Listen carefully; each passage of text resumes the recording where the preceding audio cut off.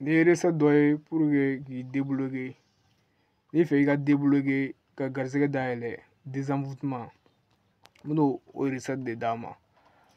a denkɛ n'a mɔdenkɛ n'a ka kalanden fitinin Amari Jalo le Guinoir Amari Bamada Sisi le Guinoir a kɛra fama ye mais a ma kɛ ɲinɛ ye bi n bɛna bɔ bi samedi n bɛna bɔ ka recette dɔ d'a ma mun ka nɔgɔn toro garisɛgɛ ko la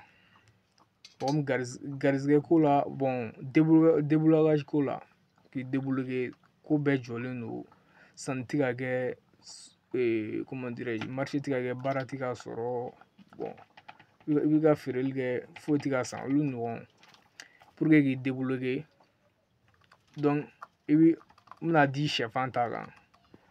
parce que an ti sɛfan ko ɲɛdɔn sinon Nigéria jamana ninnu kan olu bɛ sɛfan baara kosɛbɛ sɛfan hali olu bɛ sɛfan kɛ ka fɛn caman kɛ mun tɛ se ka fɔ yɛrɛ donc n bɛ se ka mun dɔn a la n bɛ n'o de fɔ i bɛ sɛfan ta ni sɛfan ɲɔgɔnna a kɛra sɛfan fɛn fɛn ye wala i bɛ laturuden dɔ bɛ yen a bɛ laturu ye so 16 de ye ni n ma fili ale bɛ laturu so 10 na ale 10 u b'a wele ko Masa Solomani ale Masa Solomani ale laturu so 10 ye ale bɛ fɔ ko 1 2 2 1 o de ale nombre ye 1 2 2 1 laturu kɔnɔna la donc i b'ale de sɛbɛn quoi a filɛ i bɛ ale ci nin kan siɲɛ 6 quoi n'i y'a ci nin kan siɲɛ 6 i b'a balabala n'i y'a balabala i b'a dun i bɛ sɔrɔ k'a fara i bɛ taa fili ɲaman na a fara i b'a fili yɔrɔ o yɔrɔ i ja n m'a fɔ i ka taa fili siraba kan n m'a fɔ i ka taa fili gidɔrɔn kan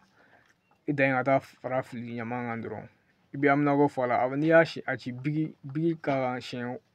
bigi ka egiri n'i y'a sɛbɛn siɲɛ 6 i bɛ haminako fɔ garisɛgɛ ko k'i siri jugu tigɛ Masa Solomani de masaso ye laturu so la n'u sen jɛlen don bolo jɛlen don i b'i ka fɛnw fɔ i bɛ sɔrɔ k'a balabala n'i y'a balabala n'a sumara i b'a wɔrɔn quoi n'i y'a wɔrɔn i b'a dun a fara i bɛ taa fili ɲaman na n m'a fɔ i ka taa fili yɔrɔ si i b'a fili ɲaman na donc n'i y'o kɛ i bɛn'i sigi a lajɛ i bɛ garisɛgɛ sɔrɔ o tile 2 nin kɔnɔna la o semaine kɔnɔna la kɔni i bɛ garisɛgɛ sɔrɔ a kɛra sɛfan fɛn fɛn ye farafin sɛfan tubabu sɛfan sɛfan fɛn fɛn i b'a k'a la a bɛ kɛ Masa Solomani 6 sɛfan dɔ sanfɛ sɛfan kɛnɛ sanfɛ k'i ami quoi i bɛ haminako fɔ a la garisɛgɛ ko ala k'i dayɛlɛ ala ka sugu dayɛlɛ i ye ala ka sanni ka kɛ fɛnw ka kɛ i bɛ haminako fɔ e de bɛ haminako dɔn i b'a fɔ n'i y'a fɔ i b'a balabala k'a dun ka taa fara fili sira kan